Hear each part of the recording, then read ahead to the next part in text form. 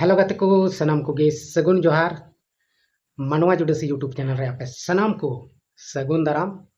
तबे गाते को आपे चित लेका मेना पे आसोक कनाኝ आपे मौज आर नपाय गे हेना पे आर इं हो मौज आर नपाय गे हेनाñ तबना तबे देलाबन तिहिना नवा वीडियो रे अबो बन गालमारा मिटन बोया इसई हड़ बखराते नौकाय रोड कदा जे मेनते इसई हड़ दो जात परिस को दो बांग ऑल दरकार उनको दो इसेयन खाय को धर्म को बदल के खान उनकुआ जात परिस सनामा चाबा उतरेन तको सनामा गे बदल उतरेन तको उनको दो संताल जाति खन दको अचो उतरन आदो नुई बुया अकय कनाय ची ᱧᱩᱛᱩᱢ कान तिया थोड़ा गान आबो बन ᱧᱮᱞᱮᱭᱟ से बन बडाया नवा वीडियो रे आदो बुया को आबो बन प्रत्येक दिन बुन ᱧᱮᱞदा सोशल मीडिया रे इसई विरुद्ध से इसई हड़ बखराते अडिगान वीडियो हजुक कना आर आयमा लेकान नाहाचार हुयुक कना इसई को चेतान ते आदो तिना नवा सही या तिना गलता आपे सनाम को कमेंट बॉक्स रे लई तबन पे एनते इसई हड़ दो मिटन ईश्वर रेन हड़ कना को मेनते को मेनागो आर उनको दो आकुआ दुख तकलीफ कारण ते इसई धर्म को अपनारेत कना आर उना धर्म रे सेन कते यीशु मसीह को देवा सेवा वाय कना आदो नोवाते जुदी उनकुआ जात आर परिस बदल लेनखान आबो बन बड़ाय दाड़ेया से बन बुझाव दाड़ेया जे मेनते नोवा भारत दिसम रे संताल कोआ से आदिवासी संताल कोआ ची हालत होई दाड़ेया उनको नितो आयमा लेकाना को रोड़ेत कना उना को बखरा तगी तिहिना नवा वीडियो रे आबो बन गापाल मरा तबे सनाम खय मड़ांग रे आबो जहाय बोया कनाय इसई हड़ बखरा चित कोई रोड़ेत कान उनिया कटिज मारांग वीडियो क्लिप बन आंजम लेताय जे इंदे इसेन का बंगा बुरु चपाट गिडी के को 32 साहिले उन ल खय तबे परिसों को दो ओलो रे जरूर दो बनु तकोआ परचा रे इसे ओल कते मेना तीन मेन खान को परचा तीर को जमा चुई को अंचल अधिकारी रे पुइसाम कते को बिना छे माचिर उनको परचा रे सफा तो ओल मेना क्रिश्चियन जाति तबे गते को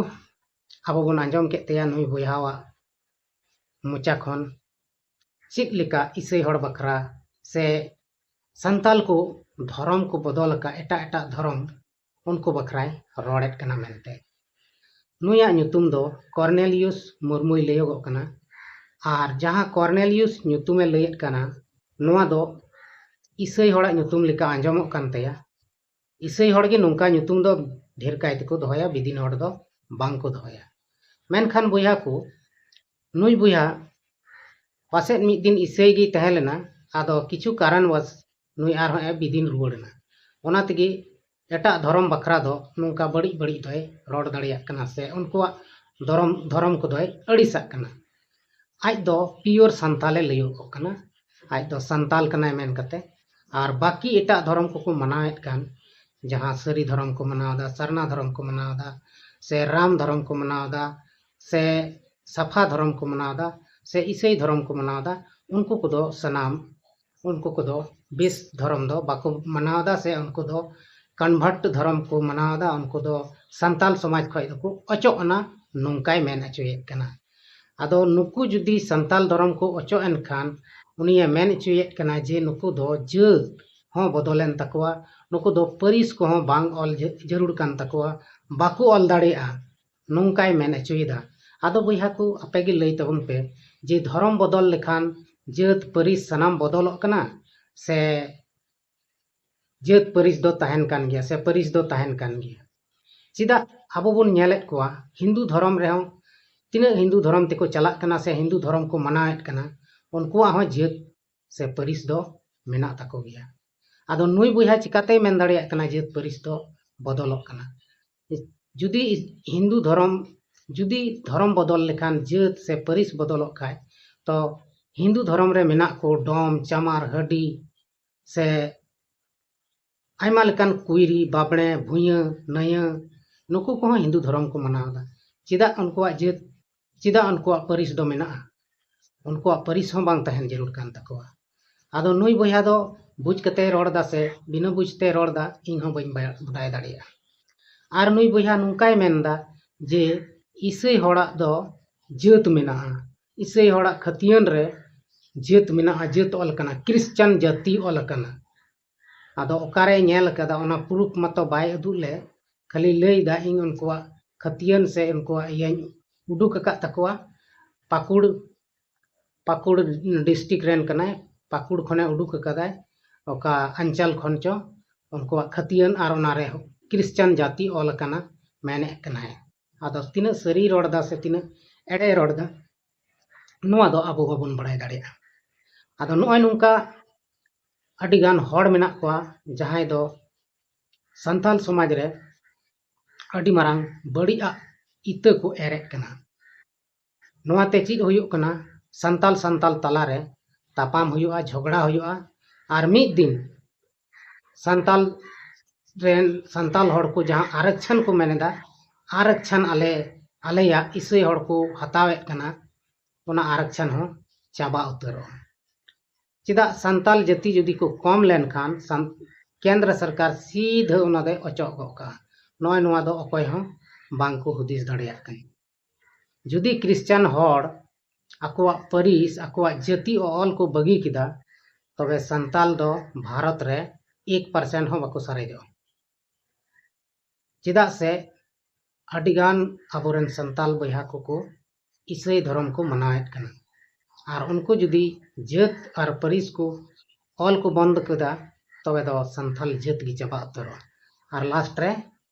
ओना आरक्षण जहां को मेन बड़ायदा ओना हो चाबा आदो गाते को आरक्षण दो जहां धर्म से जाति ते दो बांग नामक कना से नौकरी चाकरी दो बांग नामक कना आरक्षण मेना मेनखान नौकरी दो जहां जाति धर्म ते दो बांग नामक कना आमा टैलेंट मेना तमा आमेम ऑल पढ़ाव कना तब अने गे आम दो ओना आरक्षण रिया हो लाभ एम हताव दाड़िया आम ऑल पढ़ाव गे बनुमा आम कोनो डिग्री गे बनु तमा आमा अंदर रे जहां टैलेंट गे बनुआ आम कंपटीशन रे पास गे बाम दाड़िया ताहले आम दो चिका कते ओना नौकरी दम नामा नहय नोआ गे बाको हुदिस दाड़िया नितो दो टैलेंट दरकार ऑल पढ़ा रे तेज तहन में नौकरी आमे पंजा अगुमिया और जुदी आम ऑलोग पढ़ा रे जीरो गियाम तबे आम आरक्षण हो पॉकेट रे बजाव गे तहन तमा आम आरक्षण रोड कते चीज हो बाम धुनाव दाड़िया ओना इयते आरक्षण दो बड़ी बात दो बांग कना अपने आप रे टैलेंट में अपने आप रे ऑल पढ़ाव में तबे अने गे आम नौकरी चाकरी रिया आस दोहय में आमा अंदर रे कंपटीशन रिया कोनो तैयारी गे बनु तमा कंपटीशन रे बाम पास दाड़िया कना तबे आम दो नौकरी दो बाम नामा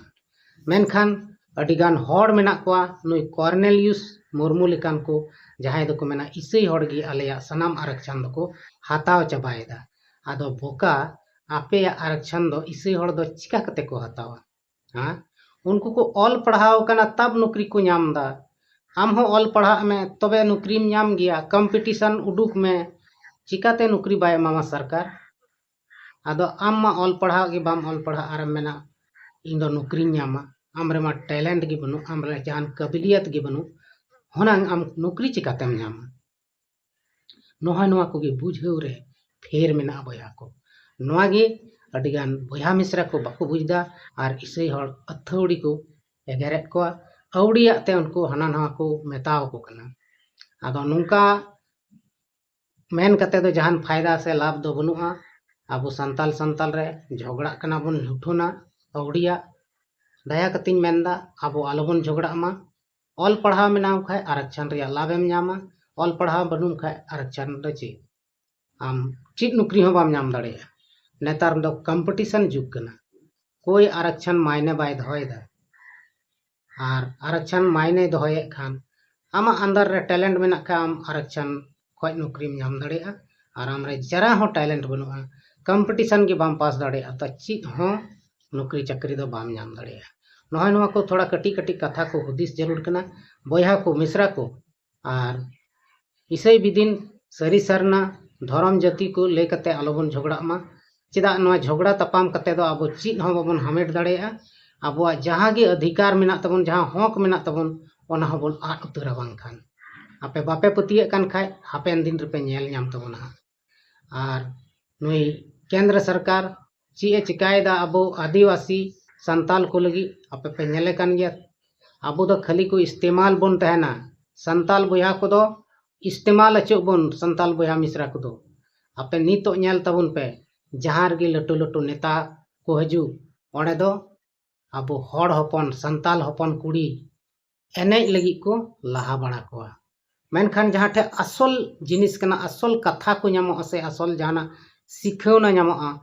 से उनी नेता सामांग रे लाहार दो आम दो बाय दुड़ुब चुमया ओंडे खय दो अचो कमा आम मानाते एनेज सिरिंग रे ओल झोल का में मेनखान ओंडे ची हुयुआ ओना लाभ दो आम दो बाम हताव दाड़िया तबे गाते को नोय नोआ को कथा बुझाव तबुन पे हुदिस तबुन पे कटी चित लेका अब को इस्तेमाल बोना और अबो दो चित लेका अब जाति धर्म कखान ते को लड़ाई चुए बोना और अब अब रगी को भेगार चुए बोना नोय नोआ को जुदी आपे बापे बुझे तबुना तबे मिद दिन अब दो बेकार उतर अबुन और अब दो रोड रेन बन हुई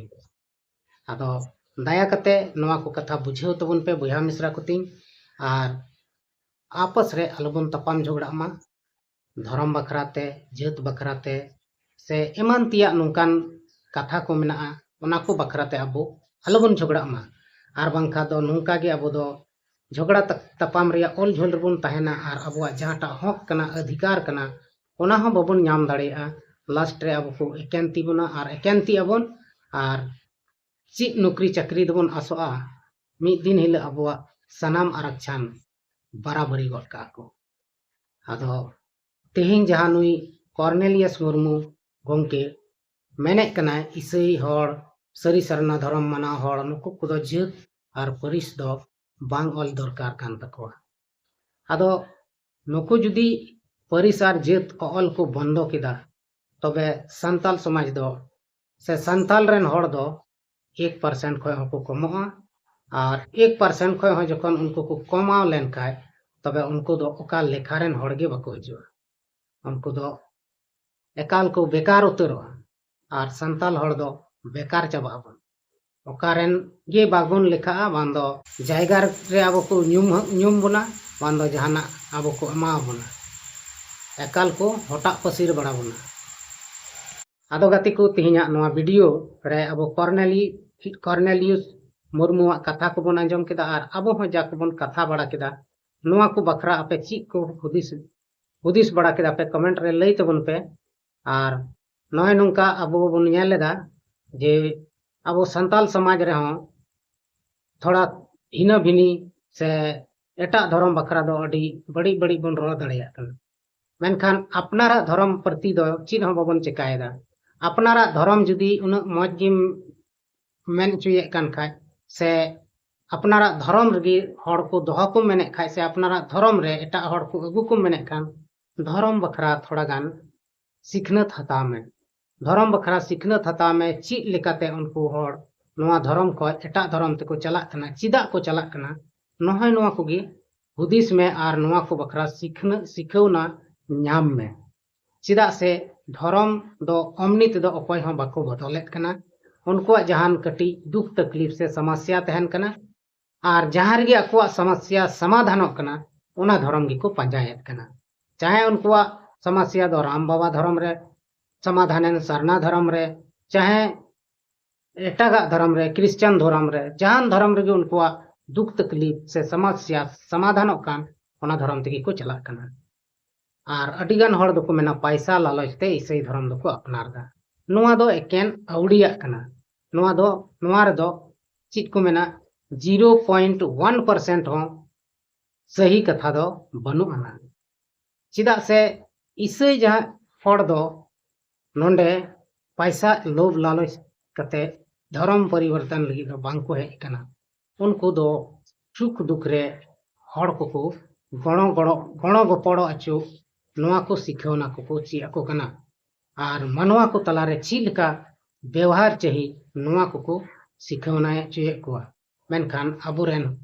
आयमा गन नुका बेबड़ी हुदिस मनवा को मेना को समाज रे उनको दो एकेन भड़काव कथा को रोड़ा बांग मानु को दो पैसा एम कते को ईसाई चुए को पैसा एम कते दो अकोय हम बको ईसाई और जहां गे को ईसाई रहो एकेन 1 से 2 घंटा लगी ईसाइयो फिर उनी दो मारी धर्म रगे तहना